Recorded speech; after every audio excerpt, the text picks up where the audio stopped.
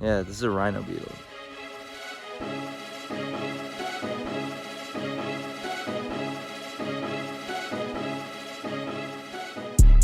Hey there, Happy New Year, it's Carlos. I know it's been quite a while since we dropped our last video, but I've been working on this video for a bit, so I hope you guys enjoy it.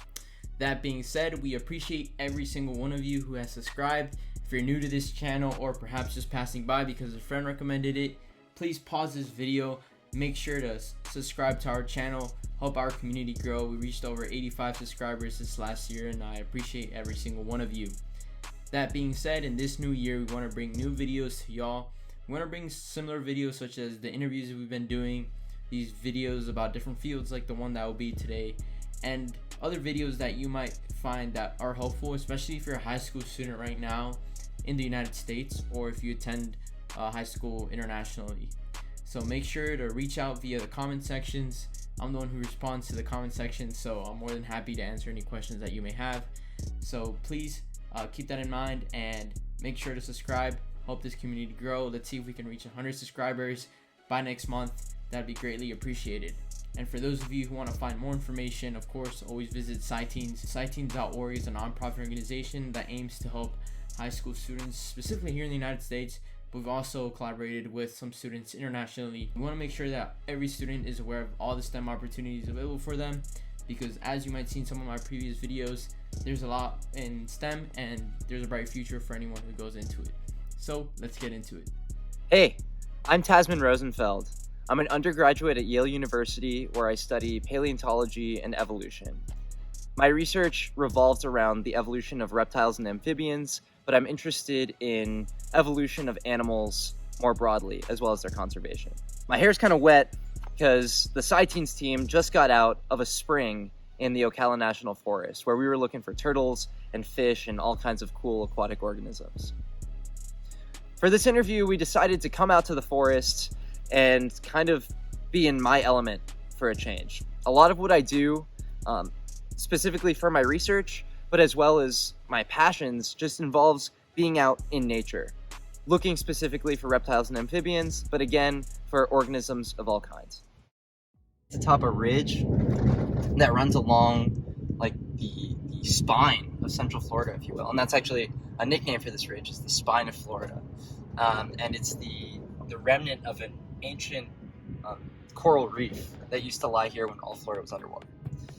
So what happened is that these uplands, which are like in some places almost 100 feet above sea level, which in Florida is a really large elevation gain, kind of act like these islands in the sense that they are home to these relic species that exist nowhere else in the Florida Peninsula. And a lot of those are reptiles and amphibians. We camped last night on the edge of a prairie, and this morning we went walking, looking for bears. And it's really great to be able to share those kind of experiences with your friends. Prairies like this one seasonally inundate, which means that during periods of rain, they flood.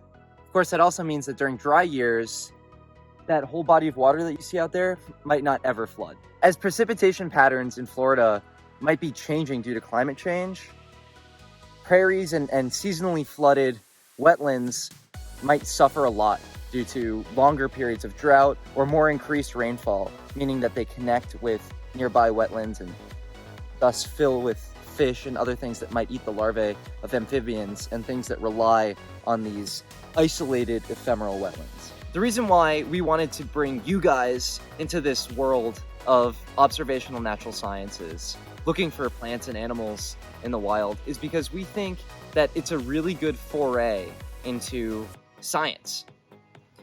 You don't need a lab or fancy grants to go on a hike, even in your local nature park. One of the most attractive elements of the natural sciences is the fact that casual observers, kids, and people with careers in entirely different fields, totally non-STEM fields, can have important contributions on the natural sciences. These are walking sticks. These bugs are really common throughout the scrubs and uplands throughout the peninsula of Florida.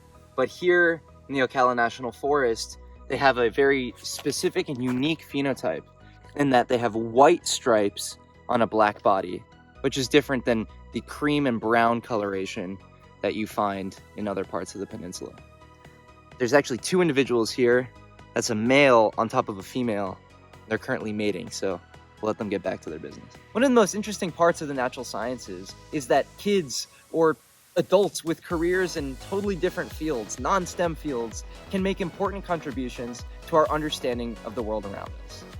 For example, way before I had done any official research, any organized science, I was making observations in local areas around my house and in my local town, where I was looking for reptiles and amphibians and birds and plants. Is a southern toad.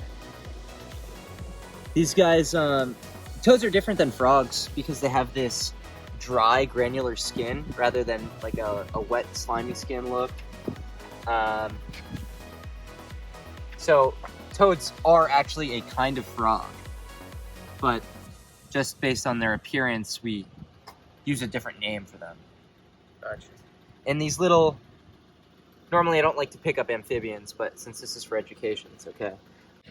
Behind the eyes are these ridges that you can see here, and those are filled with toxin. So if a predator comes and bites into this toad, the toad can eject the toxin into the mouth of the predator.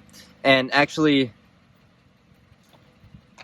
you can pop these glands, kind of like pimples, and the toxin will squirt out. I'm not going to do that because then I would ruin the defense of this animal. But that's kind of how they can administer this defensive toxin to predators. The most interesting snakes in here are definitely, in the Ocala National Forest, are definitely eastern indigo snakes, Florida pine snakes. The short-tailed snake is perhaps the most restricted in range of all the snakes that are here. And fairly recently they were reclassified as a kind of king snake, which makes the king snake enthusiasts across the country and the world actually kind of go crazy for this snake. But it's protected by the state, so you can't touch them or anything like that. I've been fortunate enough to see one here, but it took me years of searching. I just got it a few weeks ago. Saw it a few weeks ago. Those are the kind of findings that anybody watching this video could make by simply going on a hike a couple times a week in a local park, even in your backyard. It's the perfect introduction to science, really. It helps you think critically and make those observations that are so key to asking questions that then drive research that you conduct later on. And again, it doesn't require a fancy lab. You don't need a lot of grant money to do it. It's free. If you've got the space, if you don't live close to a park, get on your bus or have your parents drive you to a local park and get out and observe plants, animals, mushrooms. It's a cool thing to do. See something right here. Oh yeah. All right. Shit. We got a snake. Shit. This is a little eastern garter snake. What type of snake is it? Eastern garter snake. Damnophis sertalis. Oh wow. It's native to this area? Yeah, this is a native snake. They like to eat frogs mostly. I think I've only ever seen these things eating frogs, actually. Oh wow. How big can they get? A really big one would be, a foot and a half, and probably like the girth of a nickel. That's pretty dope. Let's move it off the road so that nobody hits it. Let's go on this way.